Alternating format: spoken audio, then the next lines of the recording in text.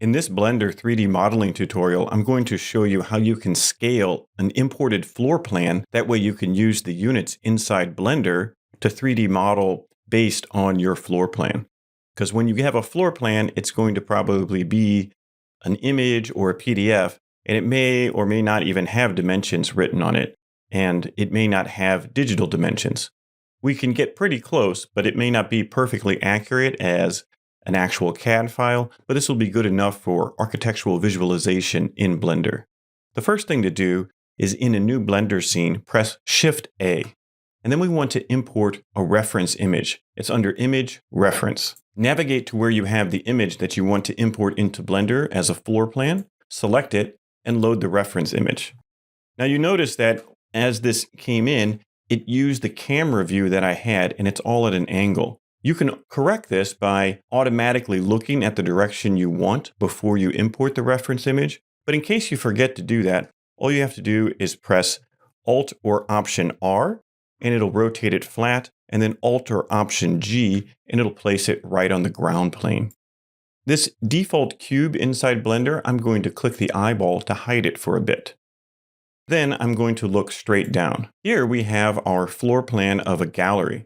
As you can see, it has some dimensions, but these dimensions aren't the best because they're at an angle. So what we want to do is press R and rotate this to where it's a little bit more horizontal.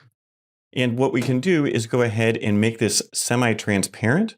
So we can go ahead and click on the image icon on the far right over here, click the opacity icon, and then we'll drag the transparency down.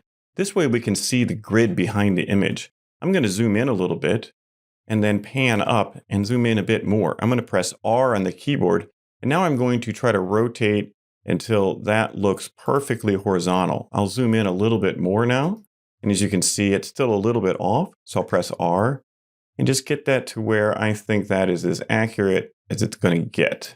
I think that's pretty good. Maybe it needs to go up a little bit this direction, so let's go ahead and do that. Maybe something like that, and then we'll look over on this side. Yeah, for this image, I think that's going to be pretty horizontal for what we're trying to accomplish. So once you've rotated an image, we want to think about what dimension of our floor plan is best to use.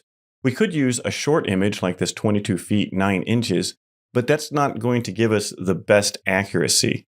Ideally, we could use this 104 feet dimension that we have supplied here, but that's on a curve and we don't know the exact curvature. So in this case, the longest dimension is 50 feet on the floor plan. So that's what we'll use to scale the floor plan in Blender. But how do we scale the floor plan in Blender? Remember the cube. I'm going to go ahead and show it again and then select it. If we press N on our keyboard or click this little arrow at the top, we can see the item information.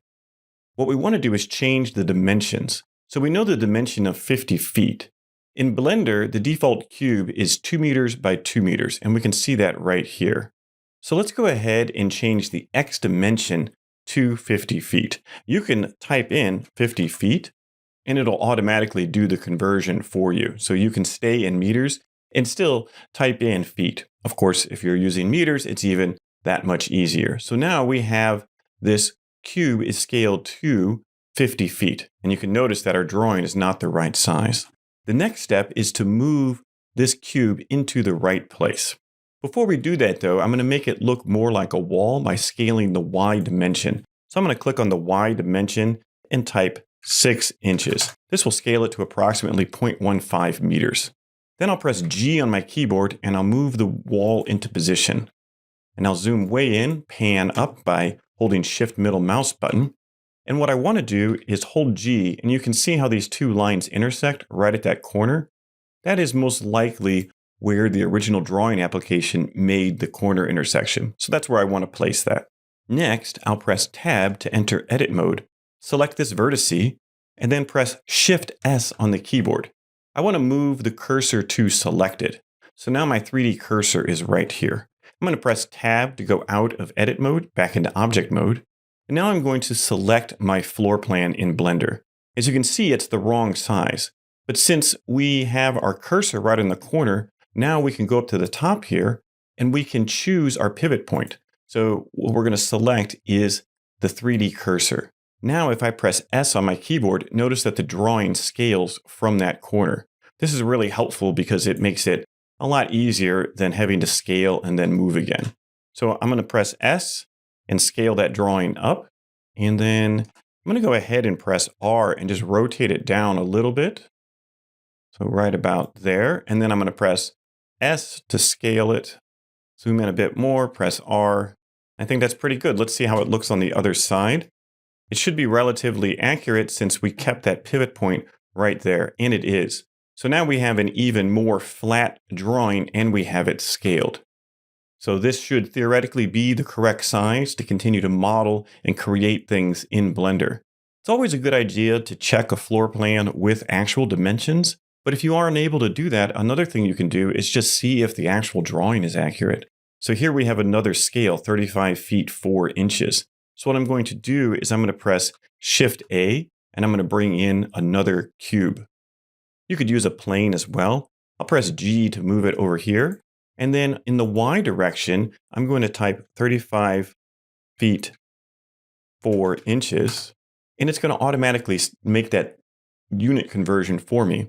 Now I can zoom in and I can press G and I can move this piece to right there. And I can zoom in and see if it's right at the top there. It's pretty close. Then I'm going to see if it's accurate down at the bottom with this measurement. And it's pretty close. So that means along this curve of the wall, the measurement might not be exactly perpendicular to this wall, but I'd say we're within, a few inches. And for architectural visualization, that's plenty good. Then once you actually get onto the site, you can go ahead and check the actual floor plan and make any corrections and make sure all your measurements are accurate. So this is how you can go ahead and scale a floor plan in Blender to the size that you need for your architectural visualization. Happy 3D modeling!